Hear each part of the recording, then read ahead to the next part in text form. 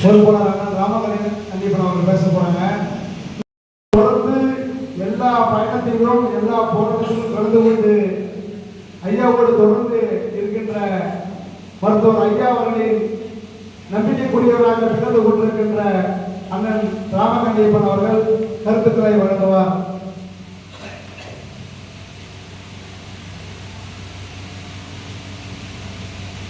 இந்திய தமிழக போராளி மருத்துவர் ஐயா, தமிழகத்தினுடைய நம்பிக்கை நட்சத்திரம், தமிழினத்தின் நம்பிக்கை நட்சத்திரம், நம்முடைய பாட்டாளி மக்கள் கட்சியுடைய தலைவர், நாடாளுமன்ற உறுப்பினர் மருத்துவர் சின்னையா உள்ளிட்ட அனைவருக்கும் வணக்கம். அவருடைய கட்டளையை ஏற்று சித்திரை மொழிநலவு இளைஞர் பெருவிழா 12 ஆண்டுகளுக்கு பிறகு இப்போது மீண்டும் நம்முடைய ஐயா சின்னையா கட்டளை ஏற்று நடைபெற இருக்கிறது. அது சம்பந்தமாக கலசப்பாக்கம் சட்டமன்ற தொகுதியில் நடைபெற்றுக் கொண்டிருக்கிற இந்த தொகுதி ஆலோசனை கூட்டத்தில் ஏற்பாடு செய்து தலைவராக நடத்தி கொண்டிருக்கிற மாவட்டத்தினுடைய செயலாளர் செயல் வீரர் இலா பாண்டியன் அவர்களே, இந்த கூட்டத்திற்கு வருகின்ற அனைவரையும் வரவேற்று உரையாற்றி அமைந்திருக்கிற மாவட்டத்தினுடைய தலைவர் பரமசிவம் அவர்களே,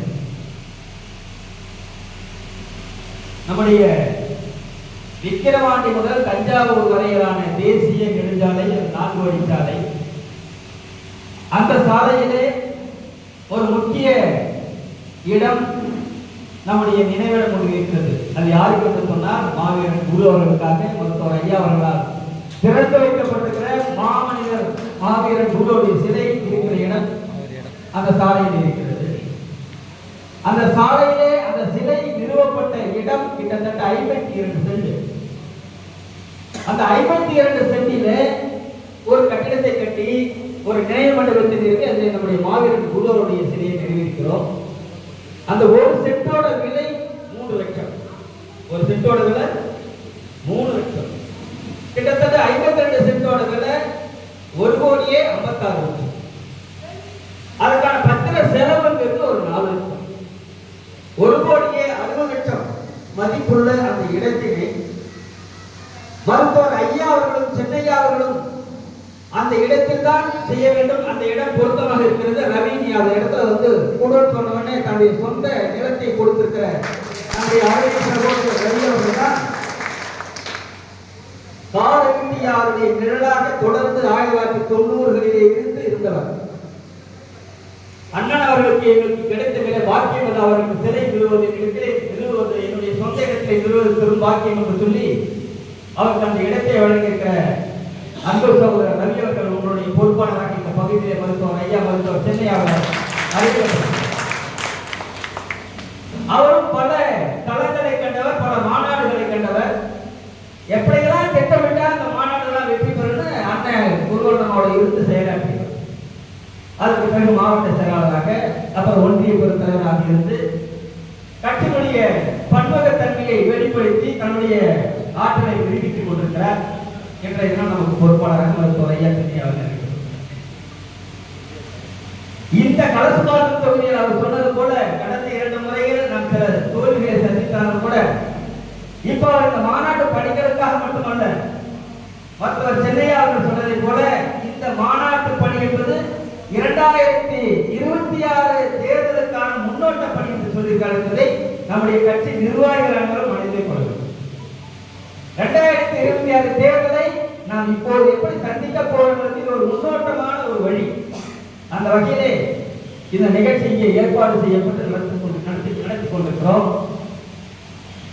இந்த நிகழ்ச்சியில் எனக்கு முன்னால் பேசியிருக்கிற அருமை முன்னோர்கள், பெரியவர்கள், இயக்க தோழர்கள், மாவட்டத்துடைய துணை செயலாளர் ஜெய்சங்கர் அவர்களே, மகரணி பொறுப்பாளர் கஸ்தூரி அவர்களே, கிளையுடைய செயலாளர் ஏழுமலைகளே, ஒன்றியத்துடைய தலைவர் ராஜா பாண்டி அவர்களே, முன்னாள் ஒன்றியத்துடைய செயலாளர் மிக சிறப்பாக செயலாற்றி ஒருங்கிணைந்த ஒன்றியமாக இப்போது செயலாற்றி வைத்திருக்கிற சுந்தரமூர்த்தி அவர்களே, ஊராட்சி மன்ற தலைவர் வசந்தகுமார் அவர்களே, மாவட்டத்துடைய துணை செயலாளர் அருணை ஜோதி அவர்களே, மாவட்ட துணை செயலாளர் கிருஷ்ணமூர்த்தி அவர்களே, உழவர் பேர் இயக்கத்தின் பொறுப்பை கேட்டு நம்மோடு இந்த இயக்கத்தில் தொடர்ந்து பணியாற்றி கொண்டிருக்கிற அமைச்சர் போயிடா அவர்களே, அமைப்பு செயலாளர் ஹரி அவர்களே, இந்த நிகழ்ச்சியில் எனக்கு முன்னால் பேசியிருக்கிற ஒன்றியத்துடைய செயலாளர்கள் கலசப்பாக்கம் மேற்கு சங்கர் அவர்களே, கலசப்பாக்கம் வடக்கு தன்ராஜ் அவர்களே, கலசப்பாக்கம் தெற்கு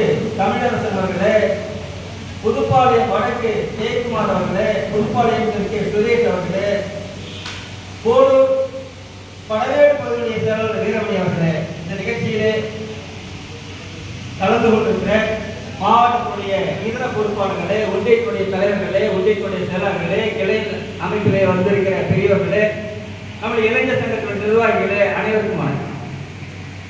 இந்த கூட்டம் இங்கே ஏற்பாடு செய்யப்பட்டிருக்கிறது. இந்த ஏற்பாடானது நம்முடைய மகாபெரும் மாநாடை மிக பெரிய வெற்றி பெற செய்வதற்கான ஒரு கூட்டம்.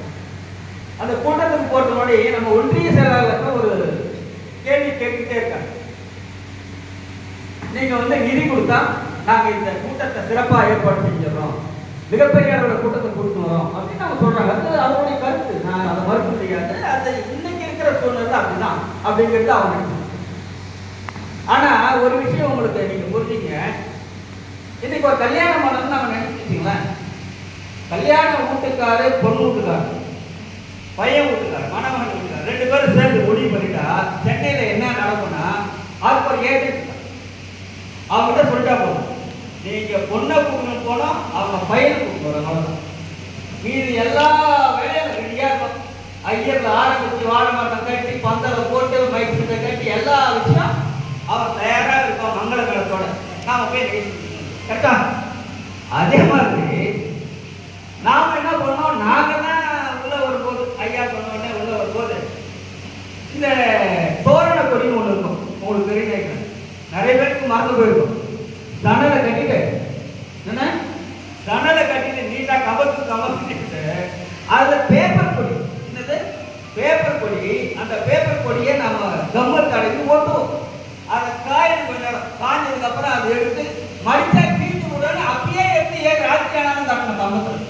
நாமளே கம்பத்திலே நாமளே கட்டுவோம். அப்போ ஒன்றி சில இதெல்லாம் அவராமல் இருப்பாங்க இல்லையா?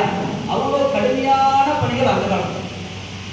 அதுக்கப்புறம் நான் பார்த்தேன், எங்கள் அண்ணன் ஏகே மூர்த்தி என்ன பண்ணாருன்னா 100வது மாநாட்டு சென்னை 100வது மாநாட்டுக்கு அந்த பாண்டி பஜார் ஒரு ரோடு, இன்னாட பார்த்தீங்கன்னா அது பக்கத்தில் ஒரு ரோடு ஜோன்ஸ் ரோடு, அண்ணாட பக்கத்தில் இன்னொரு ரோடு, 4 பக்கம் 5 பக்கம் ரோட்லையும் இந்த தோரணை படி பழப்படாலும் பழக்கணும். அவ்வளோ வேலை பண்ணணும்னு சொல்லிட்டாரு. என்னடா பண்ணுறது யோசனை பண்ணணும். இவ்வளோ பொடியும் கையில் கட்டின்னு பேப்பரை ஓட்டி என்ன நடக்கிற வேலையெல்லாம் அப்போல்லாம் பிளாஸ்டிக் வந்துருக்கு. பிளாஸ்டிக்கில் கலர் கலராக பை போட்டுருக்காங்க. எதுக்கு? கடையில் குடுக்கிட்டு பொருள் வாங்கினா குடுக்கிட்டு. அப்போ கலர் கலராக வந்து சொல்லிட்டு அந்த கலர் அடிக்கிறோட போய் எனக்கு இந்த மாதிரி ஐடியா வேண்டாம், நான் கவர் வேண்டாம், அவன் கவரில் போட்டா பண்ணிடலாம். கவரில் பிளாஸ்டிக்கில் கட்சி கொடியை உருவாக்கும். அவன் உருவாக்கி கொடுத்தவொடனே என்ன பண்ணுவான், அந்த இடுப்புல கட்ட நாடா இருக்குல்ல, பெண்கள் நாடா இருக்கிறவங்க அந்த நாடா நீட்டெல்லாம் அவன் கட் பண்ணி கட்டுவான். அந்த நாடாவை வாங்கி அந்த இப்போ நம்ம ஃபேக்ட்ரிக்கெல்லாம் இந்த ஜாக்கெட் தைக்கிறது சட்டை தைக்கிறது ஃபேக்ட்ரி வச்சுக்கிறாங்கல்ல தையல் ஃபேக்ட்ரி, அந்த தையல் ஃபேக்ட்ரியில் கொடுத்து அதை நீட்டாக தச்சு ஒரு குறிப்பிட்ட 15 மீட்டர் 20 மீட்டர் கட் பண்ணி அதை கொண்டு வந்து கட்டி அந்த முதல் வேலையை செஞ்சுட்டு கண்டிப்பாக தான். அதுக்கப்புறம் தான் எல்லாரும் அதை ஃபாலோ பண்ண ஆரம்பிச்சாங்க. எங்க பேரிஸில் கொடி வைக்கிறவங்க கூட அதை ஃபாலோ பண்ணணும். ஆக நம்ம கட்சிக்காரங்களுக்கு மூடு அதிகம், வேலை அதிகம், திறமை அதிகம். அதை நீங்கள் கொஞ்சம் தயவு செஞ்சு புரிஞ்சுக்கிட்டு நம்ம இப்போ காசு கொடுத்தா கொடி போட்டு போட்டாங்க அப்புறம் நாமளே போயிட்டோம். இவ்வளோ வேலைக்கு நம்ம குறைச்சிட்டோம், இவ்வளோ வேலைகளை நம்ம குறைச்சிட்டோம். அதனால நீங்க எங்களை காசு கொடுக்க சொன்னீங்கன்னா நாங்களே 100 ரூபாய் வண்டி காசு கொடுத்து நீங்க வாங்கன்னு சொல்லிட்டு போட்டு போறோம். அதானே? அந்த ஒட்டி செலவு வருத்தப்படக்கூடாது.